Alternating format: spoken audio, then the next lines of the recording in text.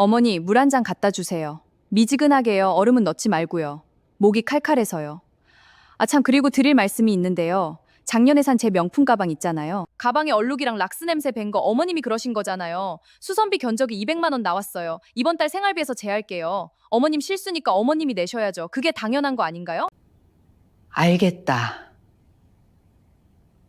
어디서부터 잘못된 건지 처음부터 천천히 말씀드릴게요. 이 아파트는 제 거예요. 제 명의, 제 피와 땀이 녹아있는 제 인생 그 자체입니다. 남편을 먼저 보내고 나서 저는 한 번도 제대로 쉰 적이 없었거든요. 식당 일, 파출부 일, 새벽 배송 일까지 20년 넘게 뼈마디가 굵어지도록 일해서 겨우 마련한 집이에요. 이 아파트 계약서에 도장을 찍던 날 저 혼자 화장실에 가서 엉엉 울었어요. 기뻐서요. 이제 내 집이 생겼다고, 이제 내 자리가 생겼다고. 그 도장 자국이 제 인생에서 가장 뿌듯한 흔적이었는데요. 3년 전에 아들이 죽는 소리를 했어요. 사업 자금이 부족하고 대출도 한도가 꽉 찼다고. 아들의 눈이 흔들리는 걸 보는 순간 엄마 마음이 무너지더라고요. 그냥 들어오라고 했어요. 아들 내외랑 손주 둘이서요. 잠깐만이라고 했어요. 그게 제 실수였어요. 처음 한두 달은 그래도 괜찮았어요. 그런데 한 계절이 지나면서 슬슬 이상해지더라고요. 어머님, 이것도 좀 해주시겠어요? 가 어머님, 이것도 하세요.로 바뀌더니 나중엔 부탁도 없이 그냥 청소 도구가 제 방 앞에 놓여 있었어요. 들어온 날부터 달라지더라고요. 아침 6시면 일어나서 온 집 청소하고 아들 내외 아침상 차리고 손주들 씻겨서 유치원 보낼 준비까지 저는 그렇게 했거든요. 허리가 끊어질 것 같아도 손마디가 쑤셔서 물컵도 못 잡을 것 같은 날도 참았어요. 내 새끼니까요. 내 손주니까요. 어쩌다 몸살이 나도 어머님 오늘 저 외근이라 애들 유치원 데려가 주셔야 해요. 라는 카톡 한 줄이면 끝이었어요. 그리고 저는 일어났거든요. 엄마니까요. 근데 며느리는 내일이 망가진다며 설거지는 손도 안 댔어요. 명품 가방 들고 백화점 다니면서 제가 매일 쭈그리고 앉아 하는 가사노동을 딱 한마디로 정리했죠. 얹혀 사는 대가라고요. 아들도 크게 다르지 않았어요. 엄마 덕분에 걱정 없다는 말은 한 번도 없었어요. 고맙다는 말도요. 제 손이 락스물에 녹아내리는 건 당연하고 자기 가방이 망가지는 건 냄새 배는 건 200만 원짜리 사고라고요. 이 집이 제 명의라는 걸 저는 단 하루도 잊어본 적이 없어요. 근데 저들은 알면서도 모른 척 했어요. 아니 어쩌면 그걸 이용하려고 처음부터 계획한 건지도 몰라요. 돌아보니까요. 들어온 날부터 명의 이전이라는 말이 조금씩 나오기 시작했거든요. 며칠 전에 온몸이 두들겨 맞은 것처럼 아파서 결국 누웠거든요. 손발이 얼음장 같고 일어서면 어지러워서요. 평생 아파도 끙끙대며 일어났는데 그날은 도저히 안 되더라고요.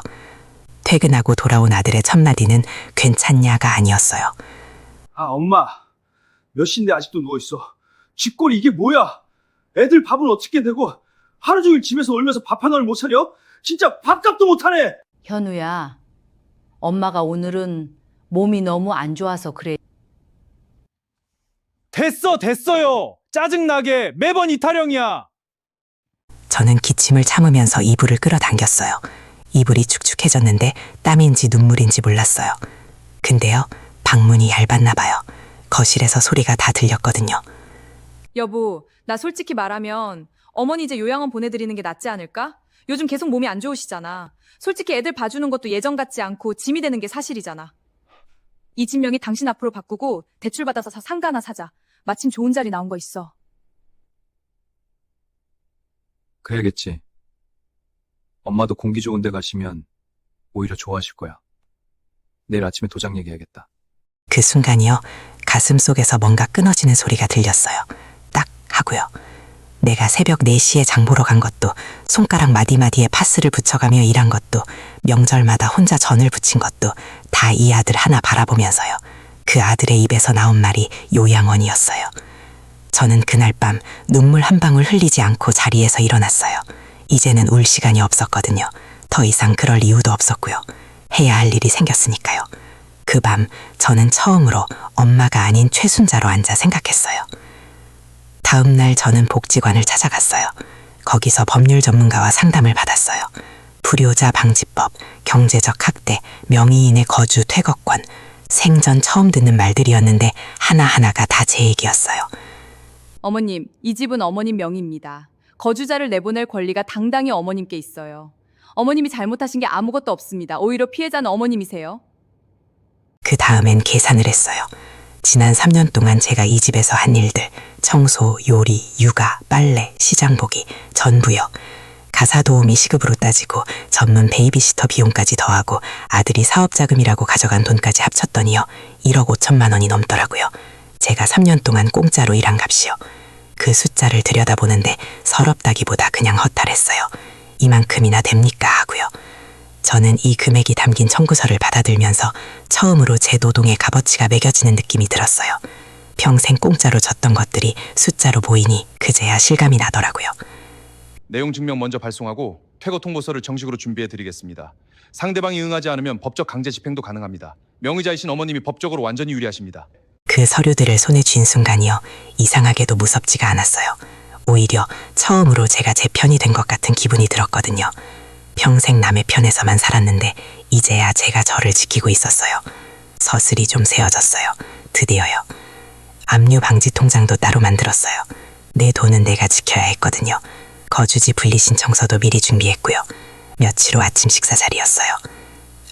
엄마 도장 준비했지? 오늘 서류 처리하자고. 그래, 준비됐다. 여기 있어. 읽어봐라. 도장 찍어줄게. 내가 준비한 서류에다가. 이게 뭐야?